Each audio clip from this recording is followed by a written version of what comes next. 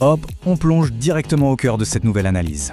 Alors on connaît tous, mais absolument tous, cette sensation vraiment étrange, non? On dort nos 8 heures, on s'accorde des pauses bien méritées le week-end, et pourtant, au réveil, on se sent complètement vidé, épuisé. Et le pire dans toute cette histoire, c'est qu'on finit par s'en vouloir.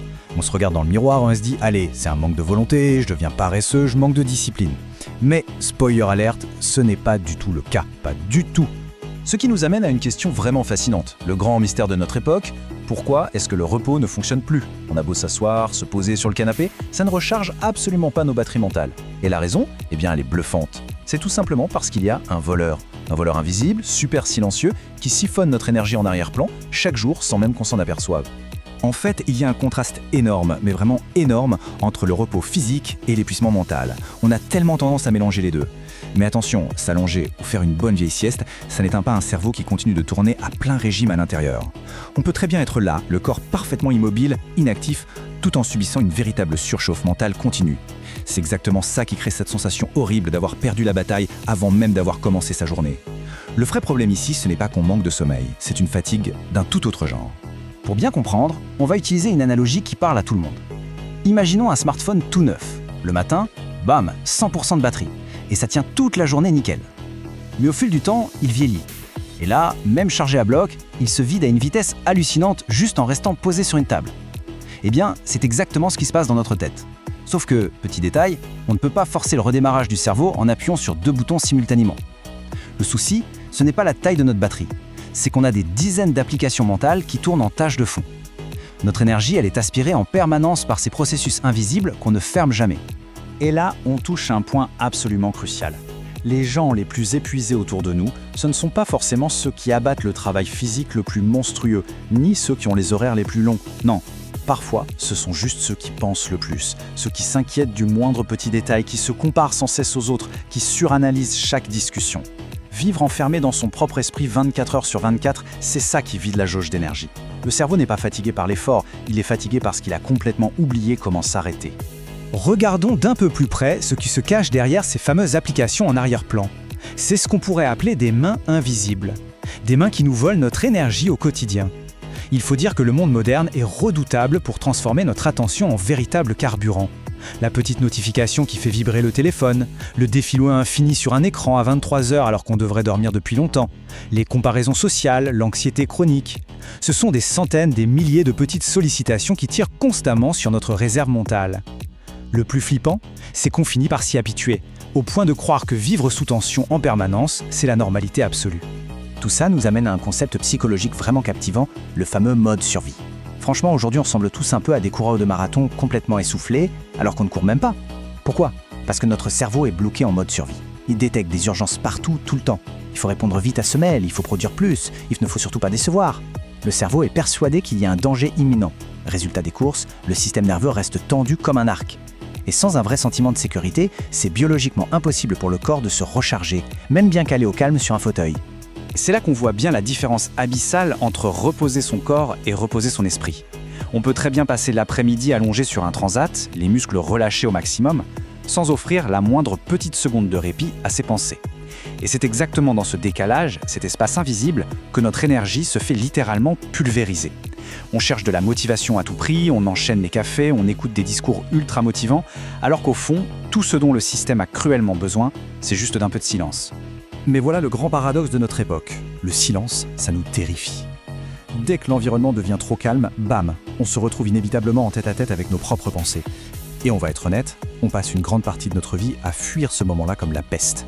C'est pour ça qu'on a le réflexe de mettre la musique à fond en rentrant chez soi, de fixer un écran dans la salle d'attente ou d'enchaîner frénétiquement les épisodes de séries jusqu'à pas d'heure. Ce n'est même pas par passion pour le contenu qu'on garde. Très souvent, c'est une peur panique de se retrouver seul avec un cerveau en pleine ébullition. Ce qui est dingue, c'est la façon dont notre société valorise cet état. Être épuisé, c'est devenu une véritable identité. Une norme sociale, presque une médaille d'honneur qu'on affiche fièrement à la machine à café. On entend ça tous les jours. Je suis sous l'eau, j'ai dormi 4 heures, je suis complètement KO. Comme si souffrir et être sous pression, c'était la preuve ultime de la valeur d'une personne. Mais la réalité est implacable. Un cerveau épuisé ne construit rien de grand. Il survit, point barre. Et il y a un monde, un gouffre énorme entre survivre et vivre pleinement. C'est simple, Fixer des objectifs gigantesques à un cerveau qui tourne déjà à 2% de ses capacités à cause de tout ce bruit de fond, c'est absurde. Le moindre petit effort du quotidien prend des proportions de montagne insurmontables. C'est littéralement comme demander à quelqu'un de s'aligner pour courir un marathon avec les 2 jambes cassées. Impossible, n'est-ce pas? Le vrai danger, c'est qu'à force de s'adapter à ce chaos et à cette fatigue chronique, l'esprit enclenche un mécanisme de sauvegarde, une sorte d'extinction émotionnelle. Plus d'étincelles, plus de passion, juste un grand vide fonctionnel. Et le drame, c'est qu'on est nombreux à accepter cette perte de joie de vivre en se disant faussement « Oh, c'est normal, c'est ça la vie d'adulte ». Mais non! Refuser cette fatalité, c'est la toute première étape pour guérir. Il faut vraiment se rentrer dans la tête cette évidence qu'on zappe beaucoup trop souvent. L'être humain n'est pas une machine. Personne n'est conçu ni biologiquement, ni psychologiquement pour être productif et sur le pont 24 heures sur 24, 7 jours sur 7. D'ailleurs, même les machines les plus puissantes ont besoin d'être éteintes pour ne pas surchauffer. Et pourtant, le moindre ralentissement dans notre société nous plonge dans un océan de culpabilité. Et ironiquement, cette culpabilité de ne rien faire draine encore plus d'énergie que l'action en elle-même. Bon, alors comment on casse ce cycle infernal? La solution est très contre-intuitive, surtout pour nos cerveaux habitués au toujours plus. L'idée, ce n'est pas de rajouter des routines matinales complexes, mais plutôt de soustraire, de faire le tri, de protéger notre énergie mentale comme si c'était le trésor le plus précieux au monde. Pour ça, il y a 3 étapes concrètes. Numéro 1, il faut réapprendre à s'ennuyer. Oui, laisser le cerveau sans aucune stimulation pour qu'il puisse enfin ralentir et se réparer. Numéro 2, éradiquer cette fameuse mentalité de machine où chaque minute de notre vie doit être rentable. Et numéro 3, il est absolument vital de filtrer notre consommation mentale. Si on passe la journée à se nourrir de stress, de mauvaises nouvelles et de comparaisons, il est tout à fait logique de se retrouver complètement vidé le soir. Et là, on arrive au cœur de cette analyse, le point le plus profond.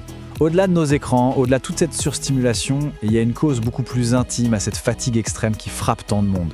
Parfois, cet épuisement phénoménal qu'on ressent, ce n'est pas du tout un manque d'énergie physique ou neurologique, c'est un manque de sens, un vide de sens profond.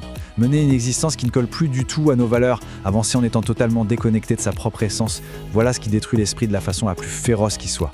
C'est un phénomène très précis qu'on appelle l'épuisement du masque. Se forcer tous les jours à rentrer dans un petit moule pour plaire. Faire semblant d'être quelqu'un d'autre au travail ou en société. Devoir prouver sa valeur sans arrêt par peur du jugement et se comparer encore et encore. C'est une véritable torture silencieuse. Il y a des millions de personnes qui frôlent l'effondrement. Non pas à cause d'une charge de travail surhumaine, mais tout simplement parce que porter un masque lourd et étouffant du matin au soir nécessite une quantité d'énergie phénoménale. L'idée vitale à retenir de tout ça, c'est qu'il n'y a aucune obligation d'être une machine infaillible. Le but n'est pas d'écraser tout le monde. L'objectif, c'est de récupérer notre clarté mentale avant qu'elle ne s'évapore pour de bon. Et quand on commence à protéger cette énergie, quand on enlève enfin ce masque et qu'on fuit le bruit ambiant, on perçoit le monde totalement différemment. L'esprit devient plus léger, on respire plus facilement. Ça illustre parfaitement ce principe de base. Le but de la vie, ce n'est pas uniquement de produire des résultats comme sur une chaîne de montage. Le vrai but, c'est de ressentir les choses, de créer, de vivre pleinement l'instant présent. Et juste, de respirer, sans être sans cesse oppressé par la prochaine tâche à accomplir. Ce qui nous laisse avec cette toute dernière réflexion, une question qui agit comme un véritable électrochoc. À quand remonte la dernière fois où on s'est vraiment, mais vraiment senti vivant? Et on ne parle pas d'être occupé par une to-do list interminable, pas distrait par le brouhaha de tous les jours, et surtout pas anesthésié par la routine. Non, véritablement profondément vivant. Au bout du compte, cette fatigue écrasante qu'on traîne, ce n'est peut-être pas du tout un signe de faiblesse. C'est très probablement le cerveau qui tire la sonnette d'alarme, qui hurle pour nous dire que ce mode de vie est intenable. Prendre le temps de comprendre ce qui draine cette énergie en silence, c'est la toute première étape indispensable pour enfin briser la boucle et reprendre les commandes.